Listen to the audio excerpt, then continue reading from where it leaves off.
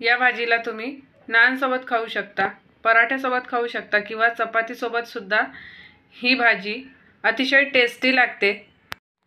Welcome to my channel Kirti smart kitchen. आज आपण कांदे आणि शिमला मिरचीची भाजी अगदी पनीर सारखी घरच्या घरी कशी बनवायची ते बघणार आहोत। चला तर मग ही भाजी कशी बनवायची ते बघूया। सगळ्यात अगोदर ही भाजी बनवण्यासाठी इथे मी 3 कांदे स्क्वेअर शेप मध्ये चिरून घेतले आणि 3 शिमला मिरची स्क्वेअर शेप मध्ये चिरून घेतली आणि स्वच्छ धुवून घेतली। कढईमध्ये 4 टेबलस्पून तेल घ्यायचं। हे तेल गरम करून घ्यायचं। गॅस लो टू मीडियम फ्लेमवर ठेवायचा आणि आता हे शिमला मिरचीचे काप या तेलामध्ये 1 ते 2 मिनिटं परतून घ्यायचे। या शिमला मिरची बरोबरच कांदे सुद्धा 1 ते 2 मिनिटं लो टू मीडियम फ्लेमवर या तेलामध्ये परतून घ्यायचे। अशा प्रकारे शिमला मिरची आणि कांदा तेलामध्ये परतून घेतल्यामुळे जेव्हा आपण भाजी करणार तेव्हा हे शिमला मिरची आणि कांदे अजिबात जास्त वेळ शिजवायची गरज नाही। 1 ते 2 मिनिटं या तेलात परतून झाल्यानंतर आता हे कांदे आणि शिमला मिरची या तेलातून काढून घ्यायचे। कांदे आणि शिमला मिरची काढल्यानंतर गॅस बंद करायचा आणि आता ग्रेव्हीसाठी इथे मी 2 चिरलेले टोमॅटो घेतले, 2 चिरलेले कांदे घेतले। हे कांदे मिक्सरच्या जारमध्ये घालायचे। कांदे टोमॅटो मिक्सरच्या जारमध्ये घातल्यानंतर 1 टेबलस्पून मगज बी घालायची, 4 काजू घालायचे, तर इथे मी काजूचे तुकडे करून घेतलेले आहे। 1 टेबलस्पून तीळ घालायचे, तर इथे मी ब्राऊन तीळ घेतलेले आहे, तुम्ही पांढरे तीळ सुद्धा घेऊ शकता। 2 टेबलस्पून किसलेलं खोबरं घालायचं, तर इथे मी डेसिकेटेड कोकोनट वापरलेला आहे। डेसिकेटेड कोकोनट ऐवजी किसलेलं खोबरं सुद्धा तुम्ही घालू शकता। आता हे सगळं साहित्य मिक्सरला लावून घ्यायचं आणि मिक्सरला लावून याची छान अशी पेस्ट तयार केली, तर इथे छान अशी याची पेस्ट झाली।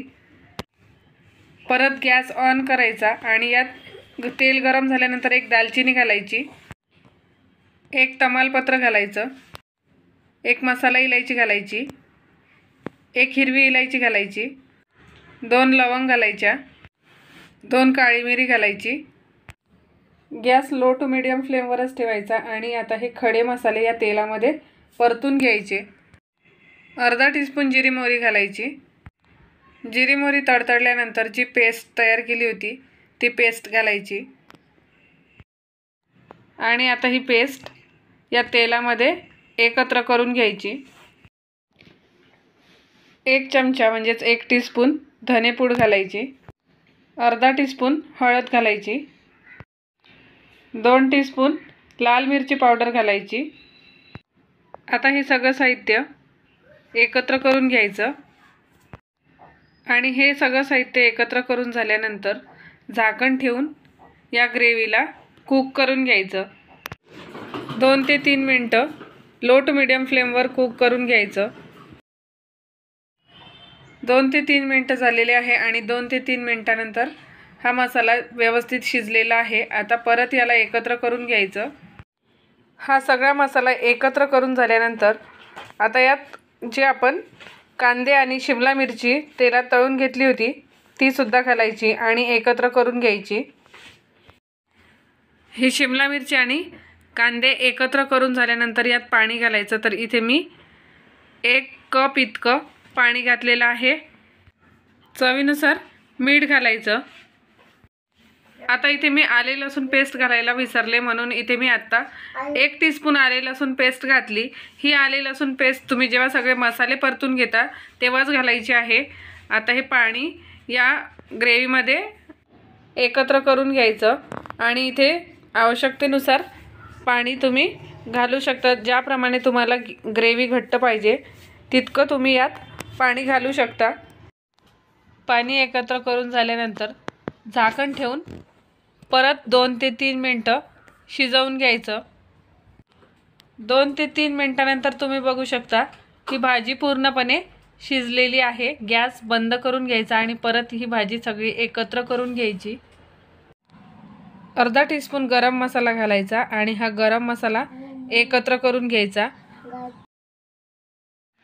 गरम मसाला एकत्र करून झाल्यानंतर गॅस बंद असतानाच परत झाकण ठेवून 1 ते 2 मिनटं झाकून ठेवायचं। तर बघा आता 1 ते 2 मिनटं झालेले आहे आणि ही भाजी पूर्णपणे तयार झालेली आहे। आता यात बारीक चिरलेली कोथिंबीर घालायची। तर कोथिंबीर तुम्ही तुमच्या आवडीनुसार घालू शकता आणि ही कोथिंबीर यात एकत्र करून घ्यायची। आता ही भाजी सर्व करून घेऊया।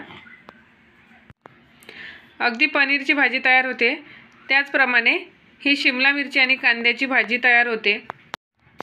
आजची माझी ही शिमला मिरची आणि कांद्याच्या भाजीची रेसिपी आवडल्यास चॅनलवर नवीन असेल तर चॅनलला सबस्क्राईब करा, तसेच बेल आयकॉनही प्रेस करा, म्हणजेच नवीन रेसिपी आल्या सगळ्यात अगोदर नोटिफिकेशन तुम्हाला येईल। लाईक, शेअर आणि कमेंट करायला विसरू नका। पुन्हा एकदा भेटूया अशाच नवीन रेसिपीसोबत। तोपर्यंत धन्यवाद।